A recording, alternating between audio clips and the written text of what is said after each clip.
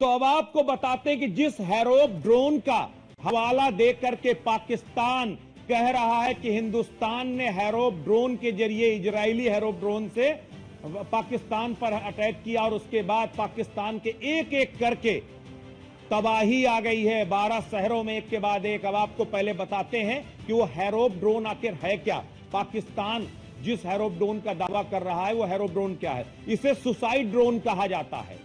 इसकी अगर खासियत, ये 2001 में इजराइल में तैयार हुआ हैरोप ड्रोन और ये बेहद खतरनाक ड्रोन है। ये इसकी स्पीड 400 किलोमीटर प्रति घंटे है।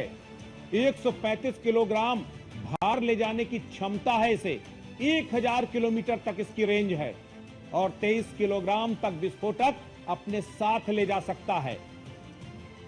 9 घंटे तक ये ड्रोन सरवाइव कर सकता है। तो ये हैरोप ड्रोन की खासियत है। जिस हैरोप ड्रोन ने तबाही मचा दी, कल राफेल ने तबाही मचाई, स्कल्प मिसाइलों ने तबाही मचाई, हैमर मिसाइलों ने तबाही मचाई और आज जो हैरोप ड्रोन है ये तबाही मचा रहा है। तो ये हिंदुस्तान की ताकत का सबूत है कि आखिर किस तरीके से एक के बाद एक तबाही की तस्वीरें पाकिस्तान में दिखाई दे रही हैं। ऑपरेशन सिंदूर के बाद अब पाकिस्तान पूरी तरह से बौखला गया है, जिसके बाद 12 से ज्यादा जगह पर सीरियल ब्लास्ट किए, जिसमें सबसे बड़ी बात है पाकिस्तान पर चौतरफा अटैक हो रहा है। एक तरफ ड्रोन अटैक हो रहा है, दूसरा बलूच लिबरेशन ने भी अटैक किए हैं। एक साथ धमाके में 12 पाकिस्तान के सैनिक मारे गए हैं। सीधे सीधे कार उड़ा दी गई पूरी की पूरी पाकिस्तान सैनिकों की, यानी कि एक तरफ ड्रोन अटैक, दूसरी तरफ बलूच आर्मी का अटैक। तो चौतरफा अटैक से पाकिस्तान की हालत खराब हो गई है। पाकिस्तान धुआं धुआं हो गया है। सीरियल जो धमाके हुए उससे दहला है पाकिस्तान। पूरे पाकिस्तान में इस वक्त दहशत का माहौल है, खौफ का माहौल है। लाहौर, कराची, गुजरांवाला में भयानक तबाही हुई है। पाकिस्तान का एयर डिफेंस यूनिट तबाह होने का दावा किया गया है। पाकिस्तान का जो HQ-9 मिसाइल सिस्टम है वो तबाह हो गया। ये सबसे बड़ी खबर। HQ-9 ये जो एंटी मिसाइल सिस्टम है तबाह हो गया है। तो एक के बाद एक बड़ी ब्रेकिंग आ रही है। पाकिस्तान में सिर्फ और सिर्फ सायरन गूंज रहा है।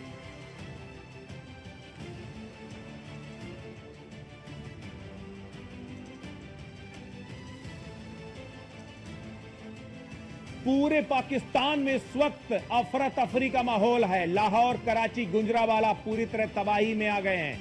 पाकिस्तान का डिफेंस यूनिट सिस्टम तबाह हो गया है।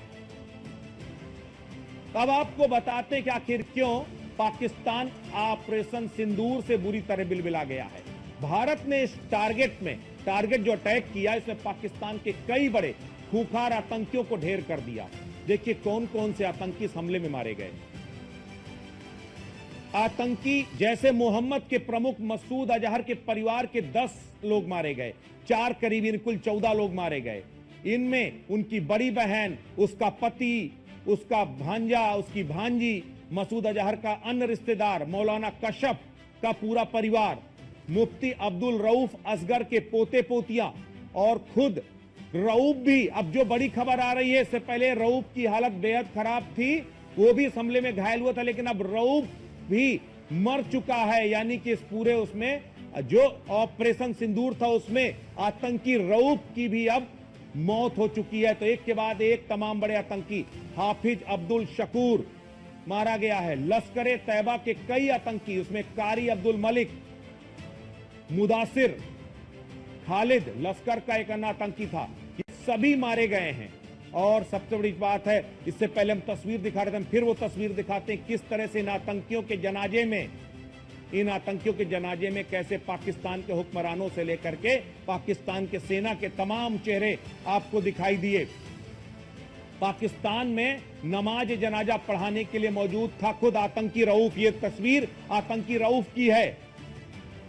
ये जैसे मोहम्मद का आतंकी कई उसमें मारे गए हैं और ये जो लश्कर के आतंकी मारे गए हैं उसी के जनाजे में ये जो तस्वीर है बेहद अहम है, क्योंकि राष्ट्रपति जरदारी ने फूल भेजे हैं आतंकी के जनाजे में।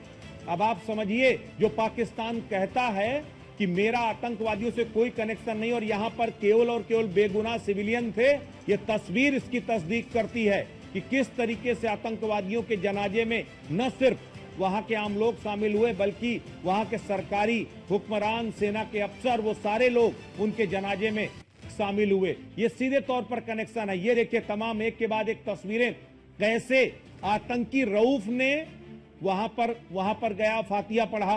तो इस तरीके से देखा जाए सीधे तौर पे कनेक्शन सामने आ रहा है। बार बार मुंह की खाने के बावजूद पाकिस्तान अपने झूठे नैरेटिव कैंपेन से बाज नहीं आ रहा। पाकिस्तान के प्रधानमंत्री शहबाज शरीफ का जरा बयान सुनिए जो उन्होंने ऑपरेशन सिंदूर के बाद दिया था। भारत ने जारियत करके जो फाश गलती की, उसका खमियाजा अब उसे जरूर भुगतना होगा। शायद वो समझ बैठे थे कि हम पीछे हट जाएंगे, लेकिन